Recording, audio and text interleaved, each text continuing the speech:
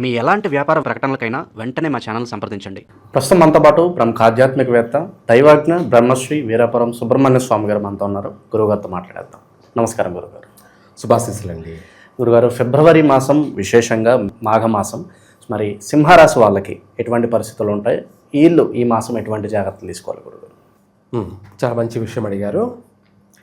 మాఘమాసం ఫిబ్రవరి నెలలో సింహరాశి వాళ్ళకి ప్రతి చిన్న విషయం కూడా చికాకు కలిగించే అంశాలే ఎక్కువగా ఉన్నాయి. ఎందుకు అంటే సింహరాశి వాళ్ళకి సింహరాశిలో కేతుగ్రహం ఉండడం, అలాగే తదుపరి 7వ ఇంట అంటే సింహరాశి వాళ్ళకి 7వ ఇంట కుంభరాశిలో సూర్యుడు కుజుడు కూడా సంచరించబోతున్నారు. కాబట్టి ప్రస్తుతం అయితే ఆరోగ్య స్థానం షష్టమంలో, ఆరోగ్య స్థానంలోను, తర్వాత తదుపరి సప్తమంలో 2 శని ఇండ్లలో ఉండడము, ఆ తదుపరి అష్టమంలో శని ఉండడం. ఏమిటి? అష్టమంలో శని ఉండడం. దేని కారణంగా ఏమిట్రా అంటే వీళ్లకు ముందు వీళ్ళు ప్రమాదాల నుంచి బయటపడాలి. ఎవరు? సింహరాశి వాళ్ళు. ఆరోగ్యపరంగా తలకు సంబంధించినటువంటి ఆపరేషన్లో జరిగేటువంటి సమస్యలు, అధికంగా కంటి నేత్రాలకు సంబంధించినటువంటి సమస్యలు, ఇదే కాకుండా బ్లడ్ సర్క్యులేషన్కి సంబంధించినటువంటి హెడ్కి సంబంధించి బ్రెయిన్ స్ట్రోక్ లాంటి సమస్యలకు సంబంధించి ఇటువంటి సమస్యల నుంచి ముందు బయటపడాలి. ఇవే కాకుండా ప్రమాదాలు, తలకు గాయాలు, ఇటువంటి తీవ్రమైనటువంటి ప్రాణ నష్టాలు కూడా సంభవించే అవకాశం అధికంగా ఉంది. ఎవరికి? సింహరాశి వాళ్ళకి. వీటితో పాటు వీళ్ళకైనా నష్టాలు జరిగే అవకాశాలు అధికంగా ఉన్నాయి. లేదంటే వీళ్ళ కుటుంబ సభ్యుల కన్నా కూడా నష్టాలు జరిగే అవకాశం ఉంది. వాటిల్లో వీళ్ళు పాల్గొనడం వలన జరుగుతుంది. అంటే తల్లికి సంబంధించి కావచ్చు, లేదంటే కుటుంబ సభ్యులకు సంబంధించినటువంటి వాటికి సంబంధించి కావచ్చు. అధికంగా సూతకాలంలో కూడా పాల్గొనే అవకాశం ఉంది. అధిక సూతకాలు అంటే మామూలుగా 1 అయినా సూతకమే ఈ మాసంలో, అదే 4, 5 అంటే అధికం. అలా ఆ విధంగా అధికంగా సూతకాలంలో పాల్గొనే అవకాశము ఉంది. ఇటువంటి సమస్యలు అనేది సింహరాశి వాళ్ళకి అధికంగా ఉన్నాయి. వీటితో పాటు ఏ పని చేసినా, వీళ్ళు ఎంత ప్రయత్నం చేసినా అంతంత మాత్రమే ఉన్నాయి కలిసి వచ్చే అంశాలు. కలిసి వచ్చే అంశాలంటే అది ఆర్థికంగా మెయిన్ ప్రధానంగా చెప్పాలంటే మనం ఏ పని చేసినా దేనికోసం చేస్తాం? ఆదాయం కోసం చేస్తాం. ఆ ఆదాయం అనేది వీళ్ళు ఎంత కష్టపడినా, ఎంత ప్రయత్నం చేసినా అంతంత మాత్రమే. అంటే అనుకున్న దానికి ఎక్స్పెక్టేషన్ లేదు. మనం ఏదో ఇలా ఎంత వస్తుంది అంత వస్తుంది, ఈ పని చేస్తే ఇలా సక్సెస్ అవుతాం, అలా ఆ పని చేస్తే మనకు లాభాలు వస్తాయి అని ఓవర్ ఎక్స్పెక్టేషన్ ఉండకూడదు. మనం చేయాల్సింది చేద్దాము, తర్వాత దైవాధీనం, దైవ నిర్ణయం అనుకొని వెళితేనే ఏదన్నా ఫలితం ఉంటుంది. అలా కాకుండా ముందే ఊహల్లోనూ ఆశల్లోనూ అంతులేని ఆశల్లోనూ మాత్రం ఉండకూడదు. ఇది ఈ మాసంలో అనుకూలమే లేదు. ఇంకా కూడా వీళ్ళ శ్రమకి, వీళ్ళ కష్టానికి ప్రతిఫలం కూడా లేదు. దాన్నే మనము ముందు ఆశ పెట్టుకోకుండా ప్రయత్నం చేస్తే ఏదన్నా వచ్చే మార్గాలు ఉన్నాయి. అదే వాస్తవం. ఎందుకంటే ఇప్పుడు గ్రహాలన్నీ కూడా వ్యతిరేకంలో ఉండడం వల్ల మనం అనుకునేది ఒకటి, జరిగేది ఇంకొకటి. తాను ఒకటి తలంచితే దైవం ఇంకొకటి తలంచింది అన్నట్టుగా ఇక్కడ అష్టమంలో శని ప్రభావం, సప్తమంలో సూర్యుని యొక్క ప్రభావం. అంటే సింహరాశ్యాధిపతి సూర్యుడు, ఆ రాశ్యాధిపతి పోయి శని ఇంట్లో బుధుడితో కలిసి సంచరించబోతున్నాడు. అందువల్ల దాని ప్రభావం అనేది అధికంగా ఉంటుంది. 6వ ఇంట కుజుడు ఉండడం వల్ల కూడా ప్రతి చిన్న విషయం కూడా భూతద్దంలా కనపడుతుంది. అంటే చిన్న సమస్య కూడా దానికి భయపడాల్సిన పరిస్థితి వచ్చే అవకాశం ఉంది. వీళ్లకు గొడవలు, ఊహించినటువంటి గొడవలు, కొత్త పరిచయాలు కలిసి రావు, ఎవరిని నమ్మకూడదు, నమ్మి మోసపోయే అవకాశాలు ఎక్కువగా ఉన్నాయి. అక్కడ దాకా అవసరం లేదు, ఇంట్లో భార్యతోనే వీళ్ళకు సమస్యలు ఏర్పడే అవకాశం ఉంది. లేదంటే స్త్రీల వల్ల నష్టపోయే అవకాశం అధికంగా ఉంది. ఎవరికి? సింహరాశి వాళ్ళకి ఏదో ఒక రూపంలో వాళ్ళ వల్ల ఆర్థిక నష్టము ఉంటుంది. కుటుంబంలో కావచ్చు, సంఘంలో కావచ్చు, వాళ్ళ వల్ల అవమానాలకు గురి అవకాశము ఉంది. 2 ఇంకా చెప్పాలి అంటే వాళ్ళతో భేదాభిప్రాయాలు, గొడవలు, కొట్లాట్లు, ఊహించినటువంటి ప్రమాదాలు వాళ్ళ వల్ల సంభవించే అవకాశము ఉంది. ఇవి కాకుండా వాళ్ళ వల్ల కోర్టు సమస్యలు కూడా ఉన్నాయి. వాళ్ళ వల్ల పోలీస్ స్టేషన్లకు కానీ లేదంటే కోర్టుల దాకా వెళ్ళేటువంటి సమస్యలు కూడా ఉన్నాయి సింహరాశి వాళ్ళకి. ఇదే కాకుండా ఏదైనా సరే కొత్త పరిచయాలను నమ్మద్దు, ఎవరిని అంత విశ్వసించద్దు, అజాగ్రత్తగా ఉండకూడదు. ఏదైనా సరే ఒక పని ఒకరికి అప్పగించి వాళ్ళు చేస్తారులే, వాళ్ళు చూసుకుంటారులే అని చెప్పేసి నిర్లక్ష్యం చేయకూడదు. ఎందుకంటే వాళ్ళు చేయకపోగా మళ్ళీ వీళ్ళకే నష్టం కలగచేస్తారు. అందువల్ల ఎవరిని నమ్మద్దు. మీ స్వశక్తి అంటే మిమ్మల్ని మీరు నమ్ముకోండి, తర్వాత దైవాన్ని నమ్మండి. ఇదే ముందు మిమ్మల్ని మీరు నమ్ముకోండి, తర్వాత 2వది భగవంతుడిని నమ్మండి. అప్పుడే మీకు ఏదైనా కష్టకాలంలో కూడా గుడ్డి దానికంటే మెల్లది మేలు అన్నట్టుగా పూర్తిగా కళ్ళు కనిపించిన దానికి కొద్దిగా మస కనిపించే దానికి తేడా ఉందిగా ఏదైనా కూడా. అట్లాగా అంటే ఏమిటంటే పూర్తిగా నష్టపోవడం కన్నా చిన్న చిన్న సమస్యలతో బయటపడతారుగా, నష్టం అనేది లేకుండా. మన అవసరాన్ని బట్టి మనకు ధనం చేతికి అందుతుంది, మన అవసరాన్ని కాస్త తీర్చుకోగలుగుతాము.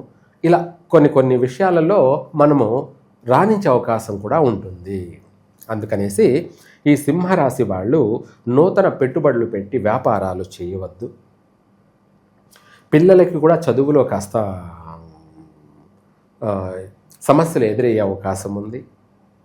అందుకనేసి మీరు కాపీలు కొట్టడం మానేసి శ్రద్ధ పెట్టి చదువుకొని పాస్ కావడానికి ప్రయత్నం చేయండి.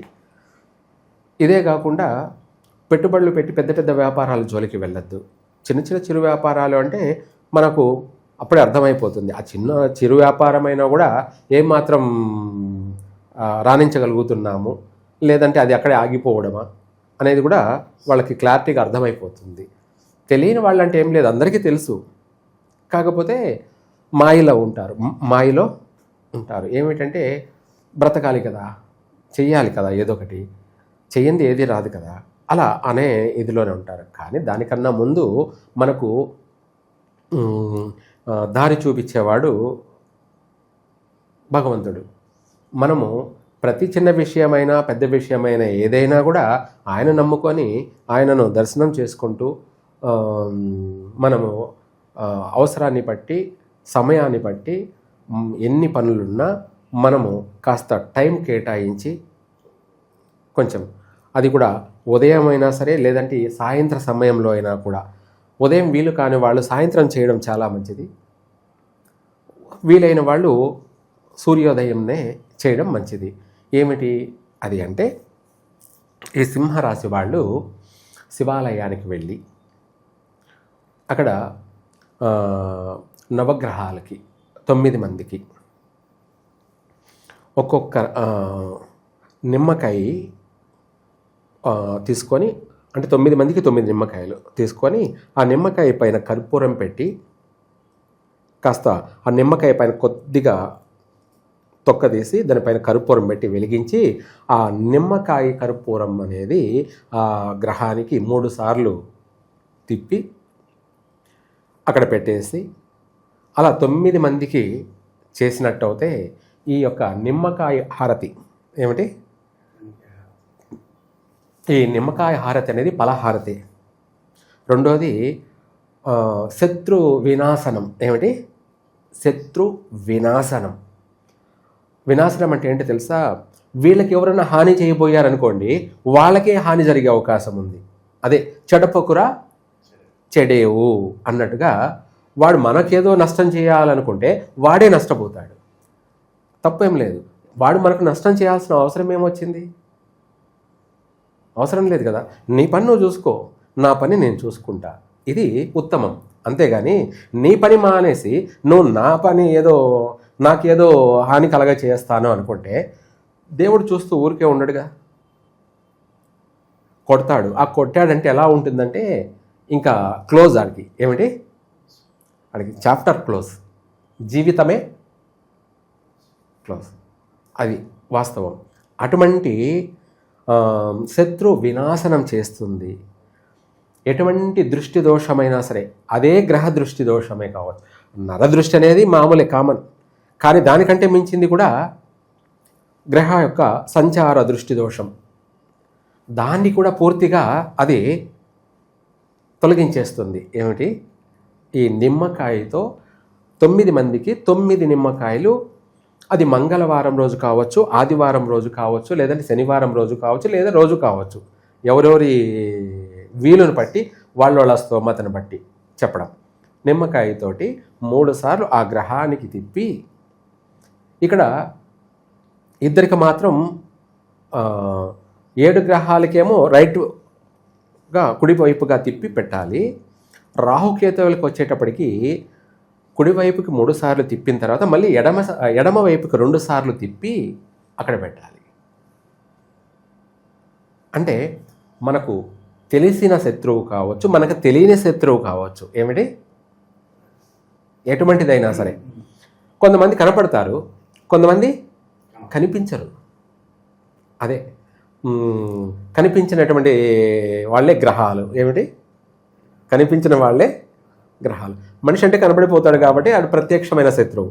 మనకు కనిపించకుండా మనకు నష్టాన్ని కలగజేసే గ్రహాలు ఎవరైతే ఉన్నారో వాళ్ళే కనిపించని వాళ్ళు అన్నమాట, మానవ గ్రహాలు.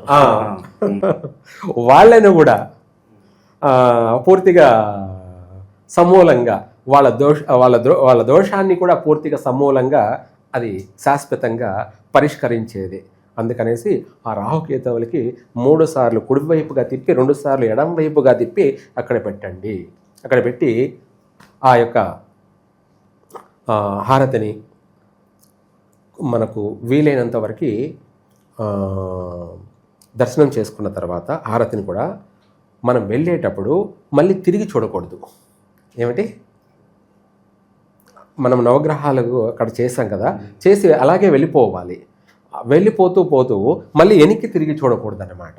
వెనక్కి తిరిగి చూడకుండా అలా వెళ్ళిపోయి కాళ్ళు కడుక్కొని, నెత్తిన నీళ్లు చల్లుకొని, కళ్ళు కూడా తుడుచుకొని, ఆమెన దేవాలయం, గర్భాలయం, ప్రధాన దైవం దగ్గరికి వెళ్ళేసి అక్కడ ప్రదక్షిణ చేసుకొని హారతి తీసుకొని అలాగే శతగోపురం పెట్టించుకున్న తర్వాత తీర్థం తీసుకోవాలి. ఎందుకు ఇది కూడా మనము చెప్పాలి అంటే, ముందు తీర్థం తీసుకున్న తర్వాత శతగోపురం పెట్టకూడదు. ఎందుకు అంటే, తీర్థం తీసుకున్న తర్వాత తను ఎంగిలయ్యాడు. ఏమిటి? ఎంగిలి అయ్యాడనమాట. అందుకనేసి శతగోపురం అనేది సాక్షాత్తు స్వామివారే, అంటే ఆయన పాదాలు. ఆ పాదాలను మనము మొయ్యడం అన్నమాట. ఏమిటి? శతగోపురం పెట్టడం అంటే సాక్షాత్తు భగవంతుడినే మనము ఆయన యొక్క శిరస్సును మనము మన పాదాల మీద పెట్టుకోవడం, ఆయనను మనం మొయ్యడం అన్నమాట. అటువంటి భగవంతుడిని మనం అపవిత్రం చేసిన వాళ్ళం అవుతాం. అందుకనేసి అక్కడ తెలిసి తెలియక ఎవరు ఎలా చేస్తున్నారనేది మనకు అనవసరం. వాళ్ళని మనము విమర్శించాల్సిన అవసరం లేదు. ఏమని? ముందు తీర్థం వేస్తారా, శతగోపురం పెడతారా అనే విషయాలు పక్కన పెట్టేసి మనము తీర్థం తీసుకొని ఆ తర్వాత లాస్ట్లో శతగోపురం అనేది చాలామంది పెట్టుకుంటుంటారు, చూస్తున్నా ఇక్కడ. అలా కాకుండా పవిత్రం అంటే ఏమిటంటే, ముందుగా వెళ్ళగానే దేవుడికి ఎదురుగా నిలబడకుండా సైడ్ నిలబడి గుడిలో అయినా ఉత్తరముఖంగా చూస్తూ దండం పెట్టుకోవాలి స్వామిని చూస్తూ. అయిన తర్వాత మనం కాస్త భిక్షాటన టైప్లో మనం మన కోరికను తలుచుకుంటూ చేతులు ఇలా పట్టుకొని మనము మన కోరికలను తలుచుకుంటూ అప్పుడు ఆ స్వామి పేరుని తలుచుకోవాలి. ఎందుకు ఇలా పట్టుకోవాలి అంటే ఆయన మనకు మనం అనుకున్నవన్నీ కూడా దానం చేస్తాడు. దాన్నే భిక్షాం దేహి అంటాం. ఏమంటాం? ఒక ఇంటికి వెళ్ళి అమ్మ భిక్షాం దేహి అని అంటాము, కానీ ఇంకొక విధంగా అనలేంగా. అలాగే తల్లి దానం చేస్తుంది, దాన్ని మనం స్వీకరించడానికి పట్టుకోవడానికి, కింద పడిపోకుండా పట్టుకోవడానికి, ఆ దానం చేసిన ఫలాన్ని మనం స్వీకరించడానికి, పట్టుకోవడానికి, మన ఆకలి తీర్చుకోవడానికి ఎలా ఉపయోగపడుతుందో ఆ భగవంతుడు ఇచ్చే కోరికను కూడా మనము అందిపుచ్చుకోవడానికి, సద్వినియోగం చేసుకోవడానికి, దాన్ని చేజారిపోకుండా, ఏమిటి భగవంతుడు ఇచ్చిన అవకాశాన్ని చేజార్చుకోకుండా స్వీకరించడమే భగవంతుడి దగ్గర ప్రధానంగా. ఇలా ముందు నమస్కారము, తర్వాత ఇలా పట్టినట్టు అయితే ఆయన తప్పకుండా ఇచ్చిన ఆ అవకాశాన్ని మనము అందిపుచ్చుకుంటాం, నెరవేరుతుందన్నమాట. ఆయన తదాస్తు అనే ఫలాన్ని ప్రసాదిస్తాడు. కాబట్టి అలా చేసిన తర్వాత ఆయన 3 ప్రదక్షిణలు చేసుకొని వచ్చి హారతి కళ్ళకద్దుకొని శతగోపురం పెట్టించుకొని ఆ తర్వాత లాస్ట్లో తీర్థం తీసుకోవాలి. లాస్ట్లో ఫైనల్గా. ఎందుకంటే తను తీర్థంతో పునీతుడైపోతాడు, పవిత్రుడవుతాడు. ముందు తీర్థం తీసుకున్నాక శతగోపురం పెట్టుకోవడం ఏంటంటే తను తీర్థం అంటే ఎంగిలి పడ్డాడు. ఎంగిలి పడిన తర్వాత శతగోపురం ధరించుకోవడం ఏంటి అంటే స్వామిని అపవిత్రం చేయడం. ఎవరిని? ఆ శతగోపురం అనేది సాక్షాత్తు స్వామివారు పాదాలు. మనం స్వామిని అపవిత్రం చేయడం, ఇది వాస్తవం. చాలా చోట్ల చాలా దేవాలయాల్లో ముందు తీర్థం ఇచ్చేసి లాస్ట్లో శతగోపురం పెడతారు. అది అపవిత్రమైంది. అందుకు మనం అక్కడ ఆయన్ని విమర్శించాల్సిన అవసరం లేదు. అక్కడ విమర్శ కూడా ఏమవుతుంది అంటే వాదోపవాదాలకు వెళ్తుంది. విమర్శ కూడా వాదోపవాదాలకు వెళ్తుంది. అందుకనేసి దైవం దగ్గర విమర్శలు వాదాలు ఉండకూడదు. విమర్శలు వాదాలు ఉండకూడదు. మన ఆలోచన దేవుడి పైన ఉండాలి. మన శరీరం అంతా కూడా దైవ అధీనంలోకి వెళ్ళిపోవాలి, అంతే తప్ప అది ఏదైనా సరే మనం చేసిందే ఇందాక చెప్పా. ఫైనల్గా చేసుకున్న వారికి చేసుకున్న మహాదేవ, అది వాస్తవం. ఈ యొక్క సింహరాశి వాళ్ళు ఇలా చేసినట్టయితే రాబోయే అన్ని ఉపద్రవాల నుంచి కూడా బయటపడతారు. 10,000 కోర్టు వ్యవహారాలైనా సరే కొట్టుకుపోతాయి. రాబోయే విపరీతమైనటువంటి ప్రమాదాలన్నీ కూడా వైదొలిగిపోతాయి. శత్రువులంతా కూడా వినాశనం అవుతారు. ఇలా చెప్పుకోవాలంటే అన్నీ కూడా తొలగిపోతాయి. ఒక్కటి కాదు, మన మీద పడి ఏడ్చే వాళ్ళందరూ కూడా ఇదైపోతారు. అలా ఈ సింహరాశి వాళ్ళు జీవితం 3 పూలు 6 కాయల కష్టకాలంలో కూడా సుఖంగా జీవించడం అంటేనే ఇటువంటివి చెయ్యాలి. అలా చేసినప్పుడే ఈ సింహరాశి వాళ్ళకు పట్టి పీడిస్తున్న దరిద్రం అంతా పోతుంది. ఎందుకంటే అష్టమంలో రవి ఉండడం వల్ల అష్ట కష్టాలు, ప్రాణ నష్టాలు, ప్రమాదాలు, అనారోగ్య సమస్యలు, దానికి తోడు 7వ ఇంట కుజుడు ఉండడం, అలాగే 7వ ఇంట సూర్యుడు ఉన్నాడు, 8వ ఇంట శని ఉండడం, 6వ ఇంట కుజుడు ఉండడం, 7వ ఇంట సూర్యుడు, 6వ ఇంట కుజుడు, 8వ ఇంట సూర్యుడు, 7వ ఇంట సూర్యుడు, 8వ ఇంట శని, ముగ్గురు వరుసగా సింహరాశి, లగ్నంలో కేతువు. వీళ్ళు ఈ సింహరాశిని ఈ మాసంలో అధికంగా ప్రమాదాలకి, ప్రాణ నష్టాలకి, అనారోగ్య సమస్యలకి, ఆర్థిక నష్టాలకి, కోర్టు వ్యవహార సమస్యలకి, ఒక మాటలో చెప్పాలంటే ఎంత పెట్టుబడి పెట్టి వ్యాపారం చేసినా కూడా అది ఆగిపోతుంది. మళ్ళీ తిరిగి కోలుకోలేరు. భారీ నష్టాల్లో కూరుకుపోయే అవకాశం ఉంది. ఇటువంటి సమస్యలన్నీ ఉన్నాయి. కాబట్టి వాటన్నిటికీ పరిష్కార మార్గం ఇది ఒక్కటే. ఇలా చేసినట్టయితే సింహరాశి వాళ్ళు చక్కగా బాగుపడతారు. ఓవరాల్గా సింహరాశి వాళ్ళ స్థితిగతులు ఈ ఫిబ్రవరి మాసం ఏ విధంగా ఉంటాయి, ఎటువంటి జాగ్రత్తలు తీసుకోవాలి, చాలా మంచి విశ్లేషణ అందించారు. ధన్యవాదాలు.